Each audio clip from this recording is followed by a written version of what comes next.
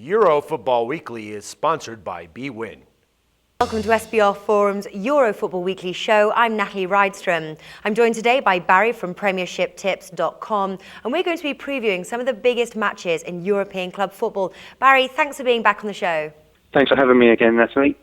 Okay, now before we start, for viewers joining us for the first time, can you tell us about premiershiptips.com? Yep, premiershiptips.com focuses solely on English Premier League football betting tips.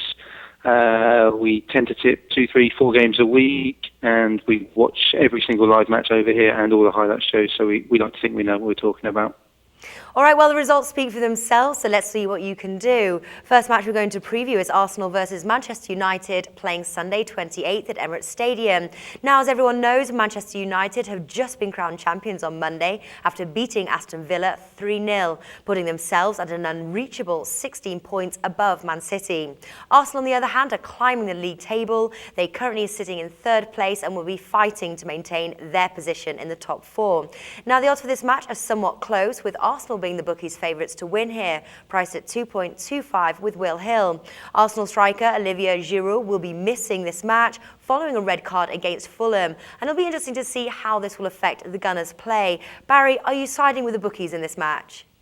Actually, no. I think Arsenal's odds are a lot shorter, solely because Manchester United wrapped the title up on Monday, now 20 times champions of England. Yes, Arsenal are in form, winning 6 of their last 7. The last 2 games have been quite unimpressive. A 0-0 draw at home to Everton, where they didn't really test Tim Howard too much, and then a 1-0 win against 10-man Fulham, who were down to 10 men after just 15 or so minutes. Manchester United, I don't see them relaxing and taking this one easy. I think they'll still take this very seriously, as if they hadn't won the title, as if nothing had happened on Monday. Robin van Persie going back to the Emirates for the first time. He's in control of the Golden Boot this season after his hat-trick on Monday, and he seems to have found his goal-scoring touch, so don't be surprised if he scores against his old team again. Wayne Rooney's another player who looked good on Monday night, stringing some nice passes around from midfield, as well as Michael Carrick, who's sitting in midfield very nicely. As for Arsenal, Santi Cazorla, he's created a couple of chances, but none of them have turned into goals recently. I'm not saying he's out of form, but he certainly isn't peaking at the moment. And alongside him, Jack Wilshere is another player who you'd expect to create chances for Arsenal, but he hasn't played 90 minutes since the start of March. Defences for both sides. Manchester United have kept an incredible 8 clean sheets in their last 10 league games. Arsenal have kept back-to-back clean sheets, but they were really tested against poor Everton and Fulham sides, who only managed 5 shots on target during those 3 hours. It's hard to call a winner. It's almost hard to see how the game will go. Will it be a dull 0-0, or will both teams go for it? But I do like Manchester United to get a result here. Not necessarily a win, but certainly a draw at least. And you can get odds of Manchester United to win or draw at 1.73, which I think is very good considering they are the English League champions.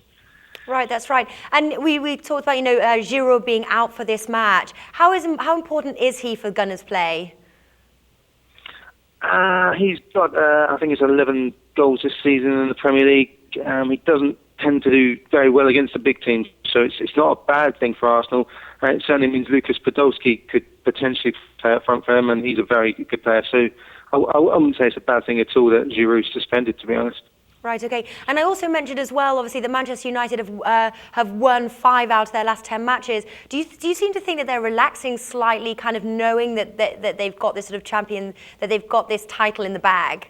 There have been certainly some not top of the range performances from Manchester United. Yes, they have been easing up recently, but Arsenal's a rival game for them, and they'll be up for this one like they were on Monday. They've won the last 3 games against Arsenal as well, so I do think they'll give it 100% in this game. Okay, so Barrie's going for a Manchester United win here, and if you like Barrie's picks, do make sure to follow him on Twitter at Barrie's View. Barrie, thanks for joining us. No problem, Natalie.